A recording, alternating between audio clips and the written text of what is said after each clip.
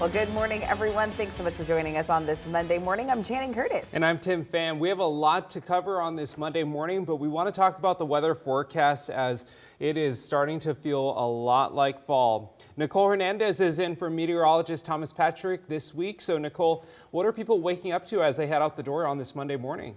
Well, for now, it's still really dark. Our sunrises are really pushing their way back, so it is still pitch black outside right now over the Spokane area and pretty cool as well. We are in the 30s. We're at 39 degrees now, so just barely almost to that 40-degree point, but still pretty chilly. But we're fall, right? This is pretty normal now. We are at the point where our mornings are going to be cold and likely stick that way. Across our region, similar temperatures: 44 in Wenatchee, 42 in Moses Lake, 39 in Spokane, 41 in both Coeur d'Alene and Sandpoint. Now, what we're really talking about today is rain and, yes, snow for parts of our region. So this is just a tiny bit of moisture that's blowing through our Spokane area right now. It really starts to hit, though, in the next few hours. Take a look. About 8:30 this morning, we are right in the bulk of a big band of moisture, bringing rain for any of us below 3,000 feet and snow for those of us above 3,000 feet. That means our passes likely going to see a good significant snowfall today, with several inches in both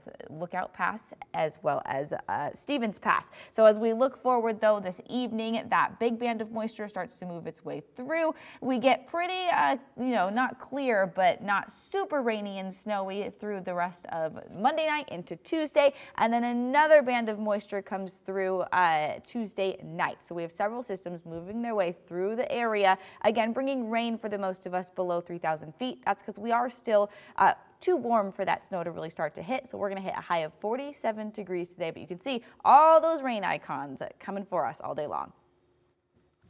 Well, we have just over 2 weeks until Election Day. Last night, we saw a debate doubleheader for 2 Washington positions. Now, the second debate of the night actually saw 2 candidates vying for one of Washington's 2 U.S. Senate seats. Democrat Patty Murray currently holds this seat and has held it since 1992. Her opponent is Republican Tiffany Smiley. This is her first time ever running for an elected position. Drew Mickelson from our Seattle station has more this morning on the candidates' debate. It was a little like a political prize fight here on the campus of Gonzaga University. The challenger, Tiffany Smiley, came out swinging, but the incumbent, U.S. Senator Patty Murray, responded with political jabs throughout the night. We just heard a whole slew of things that I'd love to take time to rebut. Throughout the hour-long debate, each candidate got in their digs. You know, Senator Murray, you're not the mom in tennis shoes anymore. It's been 30 years. You've become a career politician. I feel like I'm listening to Mitch McConnell on the Senate floor, so let me take a breath. I took on Washington, D.C., Patty, and I won. You've never taken on Washington, D.C. You are Washington, D.C.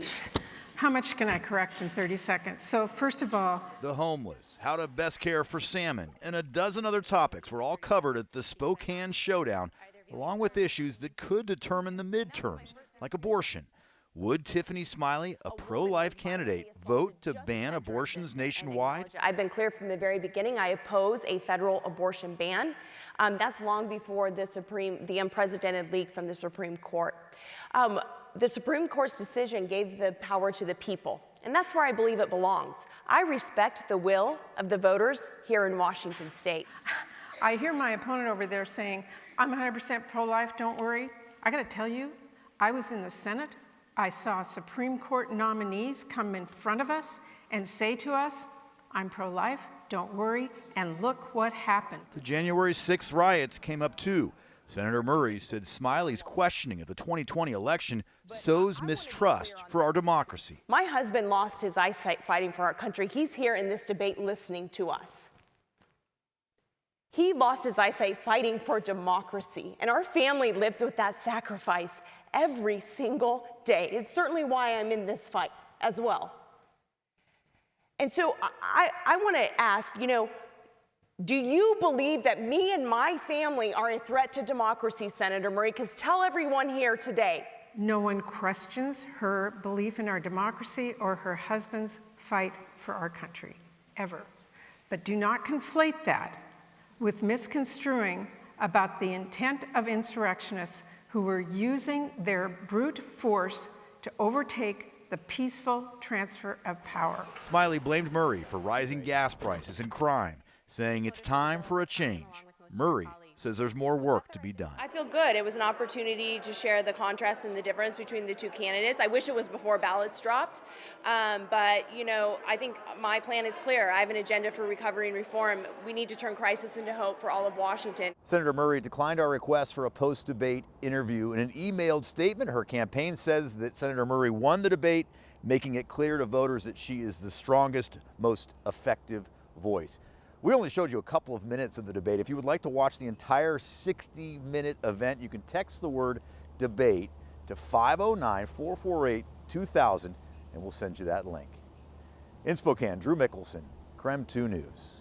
And coming up in our next half hour, we will hear from candidates for the Secretary of State during their debate at Gonzaga that happened last night as well. But first, let's take a look at the latest polling numbers between Tiffany Smiley and Senator Patty Murray. As of right now, Smiley is actually gaining some ground. This exclusive poll was conducted by our Seattle station King 5.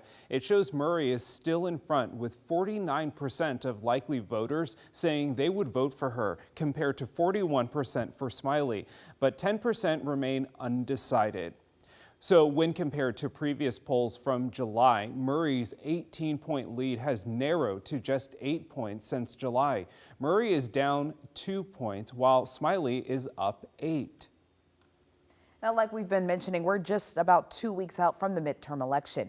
If you are a Washington voter, you should be receiving your ballot in the mail any day now. In Washington state, you have until next Monday to update your voter information online. But you can still make changes in person at any county elections office until Election Day. Now, in Idaho, the last day to register to vote is this Friday, October 28th. And the last day for early or in-person absentee voting is November 4th. But both states do allow you to register and vote on Election Day at the polls on November 8th.